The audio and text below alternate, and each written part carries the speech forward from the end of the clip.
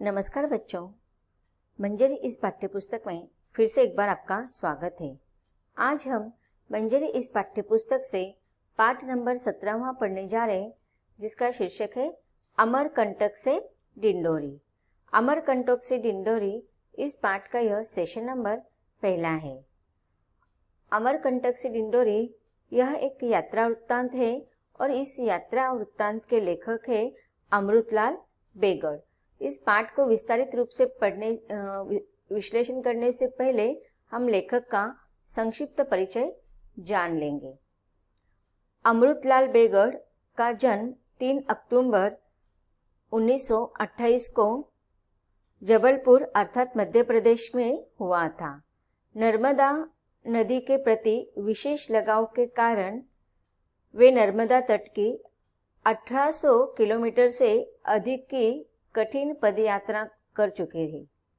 लेखन के साथ कला में भी रुचि रखने वाले श्री बेगड़ के नर्मदा परिक्रमा पर आधारित अनेक चित्र विभिन्न प्रदर्शनियों में आमंत्रित एवं पुरस्कृत हो चुके हैं।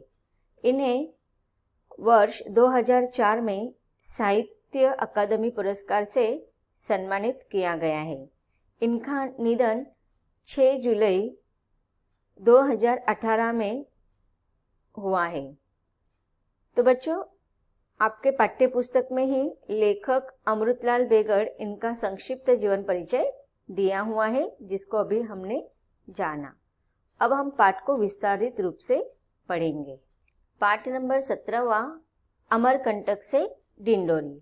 प्रस्तुत यात्रा वृत्तांत में नर्मदा के सौंदर्य के साथ साथ नर्मदा तट के जनजीवन का अंतरंग झलक भी मिलती है।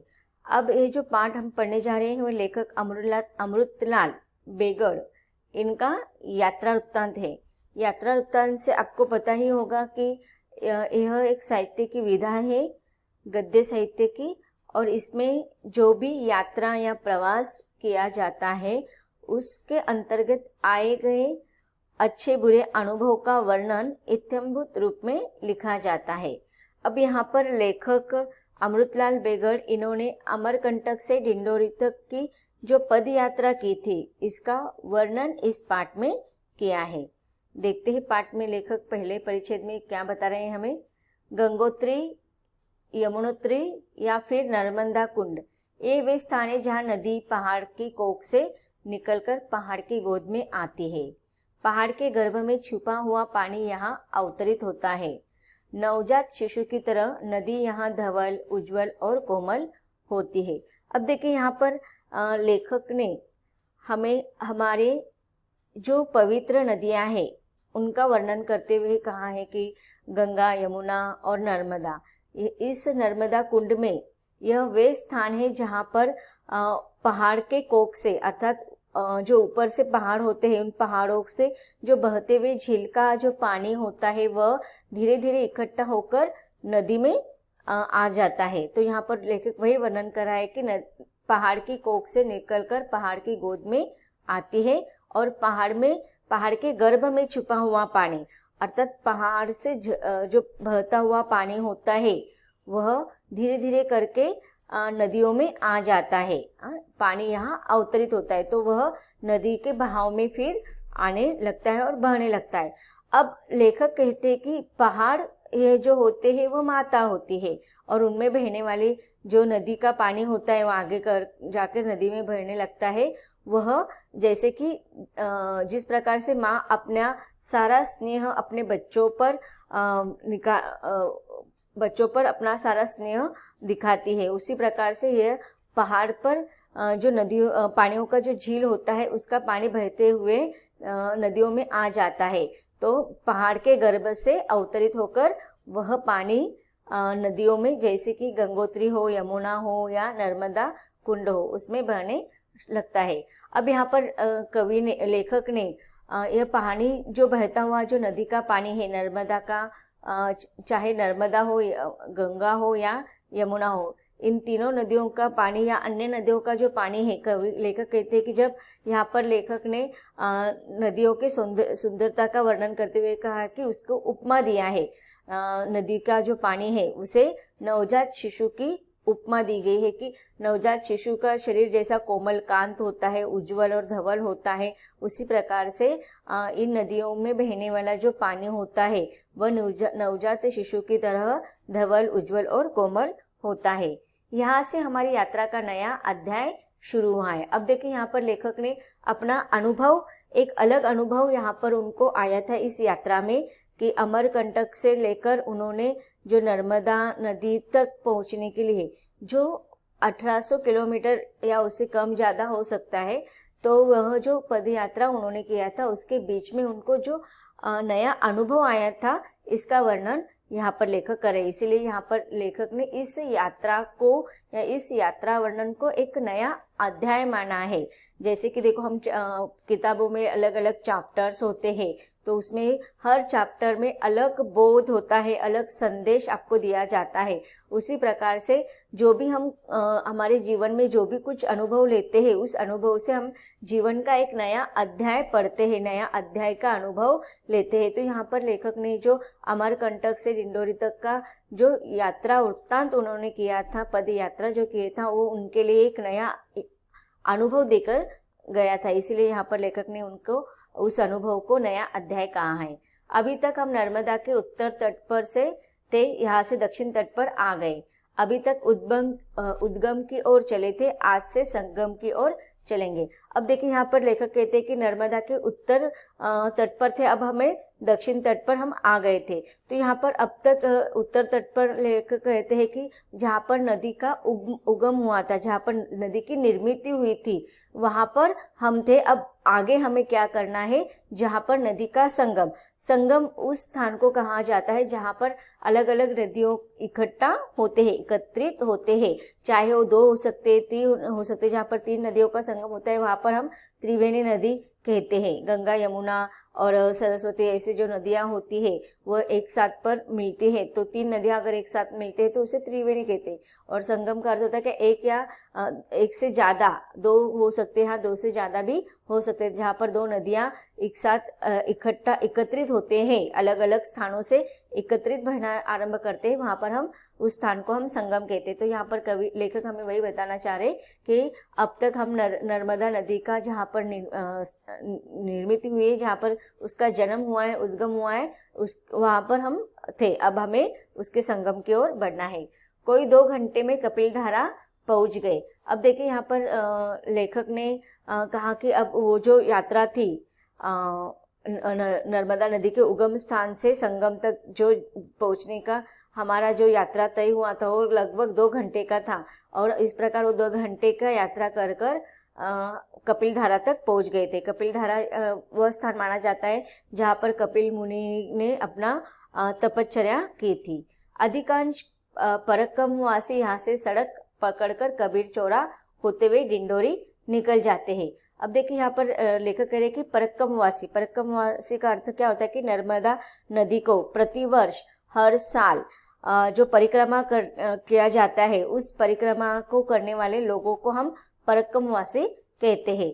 तो यहाँ पर लेखक कह रहे हैं कि ऐसे जो परक्कम वासी थे, हर साल जो प्रतिवर्ष, बिना, आप लोगों को पता होगा कि कुछ लोग जो होते हैं वो बहुत ही धार्मिक प्रवृत्ति के होते हैं या निसर्ग प्रेमी भी होते हैं, तो उनको हर साल इस प्रकार के स्थानों पर जाना उनके मन को एक आह्लाद सुखद देने वाला अनुभव होता है, इसलिए वो हर साल परिक्रमा देने के लिए जाते। तो ऐसे जो लोग थे वे सड़क पकड़कर कबीर चौरा होते हुए डिंडोरी के लिए निकल रहे थे। लेकिन हमें तो नर्मदा के किनारे किनारे ही जाना था, पर कपिलधारा के सामने की गहरी घाटी को देखकर ठिठक कर खड़े हो गए। अब देखिए बाकी जो लोग थे जो यात्रा करते थे तो उनके पास कोई ना कोई साधन होता था, उस साधन के द्वारा जाते थे। लेकिन इस साल लेखक ने तय किया था कि वह क्या करेंगे, पद यात्रा करेंगे, और इसीलिए वह नर्मदा नदी के किनारे किनारे से जा रहे थे। लेकिन जब वो कपिलधारा के पास आए तो उन्होंने देखा कि उसके सामने बहुत ही गहरी घाटी है, और तो उसे देखकर वो ठिठक गए, आश्चर्य से खड़े हो गए। वहां से तो कोई नहीं जा पाता।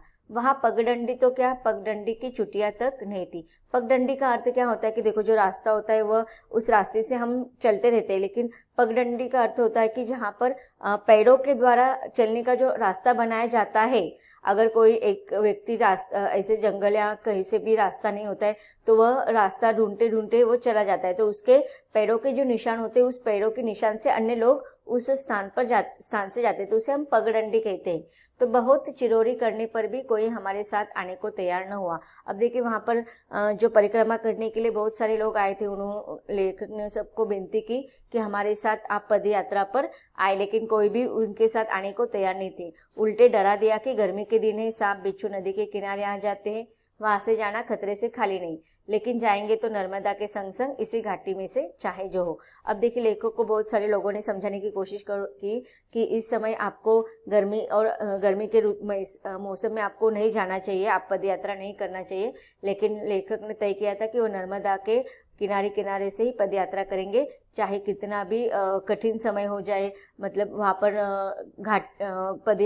पदयात्रा करने के लिए कोई भी जो यात्रा करने के लिए जो अच्छा वातावरण होना चाहिए, या पगडंडी होनी चाहिए, या मतलब जो भी कि हमें भय न लगे ऐसे स्थान होने चाहिए। लेकिन वहाँ पर जो बड़े बड़े घाटियाँ थी उसमें से रास्ता ढूंढकर निकलना कर जाना था, इसलिए लेखक ने तय किया कैसे भी हो जाए लेकिन हम जाएंगे। अब लेखक आगे कहते कि रक्षा करना माँ। अब वो नर्मदा नदी को माँ कह रहे और विनती कर रहे हैं, प्रार्थना कर रहे हैं कि हमारी रक्षा करना। एन कपिलधारा के नीचे उतरना संभव नहीं था। थोड़ा आगे बढ़कर नीचे उतरे। प्रताप के आसपास मधुमक्खी के सैकड़ों छत्तों को देखकर बड़ा ताज्जुब हुआ।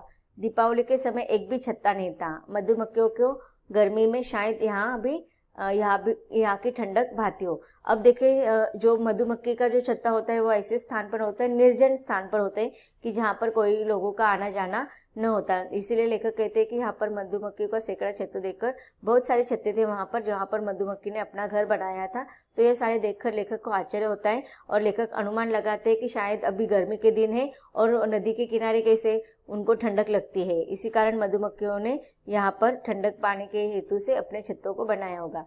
दूध धारा से भी नीचे उतरे। अब देखिए आपको यहाँ पर इस यात्रा में थोड़ा याद भी रखना है कि लेखक ने ये जो प्रवास है अमरकंटक से डिंडोरी तक का, ये प्रवास में कौन कौन से गांव या कौन से स्थान आए हैं इसका वर्णन लेखक करे, तो आपको इन स्थानों का भी नाम याद रखना है। अब देखिए कपिलधारा के बाद लेखक कहते हैं कि दूध धारा से वे नीचे उतरे। ये सारे वहाँ के तीर्थ स्थल या छोटे छोटे मंदिर, आप लोगों को पता होगा कि नर्मदा नदी या फिर अमरकंटक, ये जो है वो तीर्थ स्थान है, और तीर्थ स्थानों से संबंधित बहुत सारी पुराने लोक कथाएं होती है, मिथ्याएं होती है। तो उसके लोक कथाओं के अनुसार कोई ना कोई धार्मिक वहाँ पर क्षेत्र होता है, तो उससे एक कहानी जुड़ी होती है किसी भगवान से संबंधित। तो इसी प्रकार से उनको उस भगवान से संबंधित जो कहानी होगा उसका नाम भी वहां पर दिया जाता है। तो अब लेखक कहते हैं कि दूध धारा से भी नीचे उतरे, चट्टानों पर धीरे धीरे आगे बढ़ रहे थे। कई तो समझ में नहीं आता था कि कहाँ से बढ़े, गिरते पड़ते चढ़ते उतरते चप्पा चप्पा आगे बढ़ रहे थे। थक जाते तो बैठ लेते, फिर तुरंत चल देते।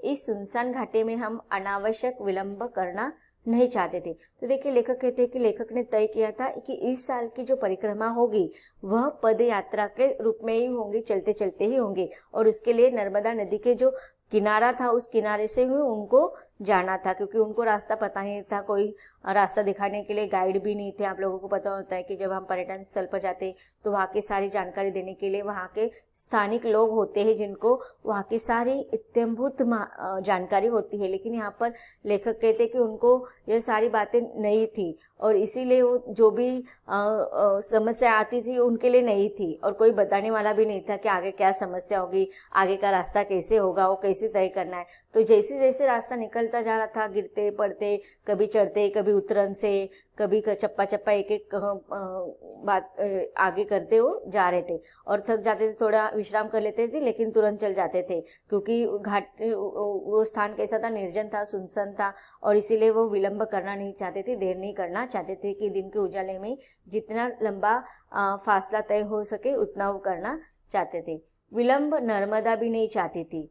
तेज गति से कूदती दौड़ती नीचे उतर रही थी। अब देखिए यहाँ पर लेखक ने नर्मदा नदी के सुंदरता का सौंदर्य का वर्णन किया है कि जिस प्रकार से लेखक के मन में उत्सुकता की वो अब निश्चित स्थान पर जल्दी से जल्दी हो सके पहुंच जाए, उसकी परिक्रमा जल्दी से जल्दी पूरा हो जाए, तो लेखक भी विलंब नहीं करना चाहते थे। उसी प्रकार लेखक कहते कि नर्मदा नदी भी बिल्कुल भी विलंब नहीं करना चाहती थी, वह भी अपनी तेज गति से।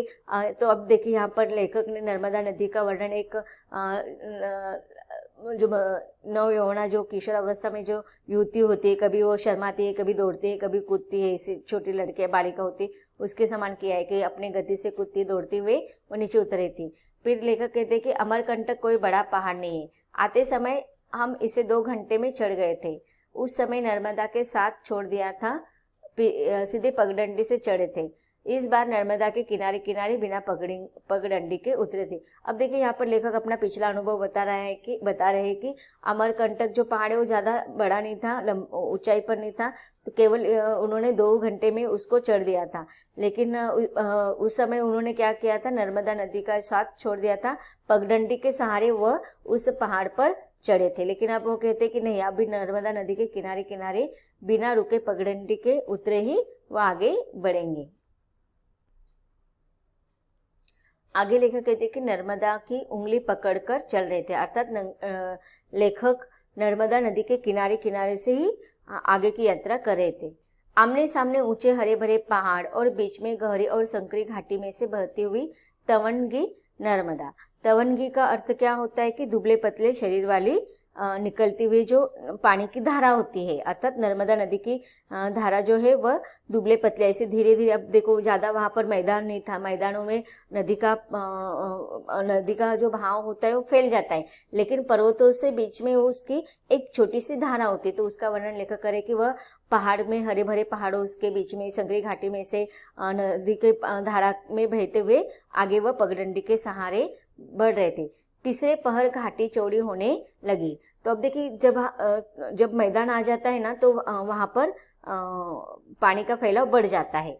मैं समझ गया कि पहाड़ खत्म होने को है, मैदान आ गया है, हमारी खुशी का ठिकाना का क्या कहना। तो अब देखिए इस प्रकार से जो अमरकंटक के पहाड़ पर वो चढ़ गए थे, अब वो नदी के किनारे के सहारे से आ रहे थे, और जब उन्होंने देखा कि नदी के फैलाव बढ़ गया है तो उनको अनुभव हुआ कि पहाड़ खत्म हो गया है और मैदान आ गया है, और इस प्रकार से मैदान आने पर उनके खुशी का ठिकाना न रहा, बहुत अत्यधिक वो खुश हो गए।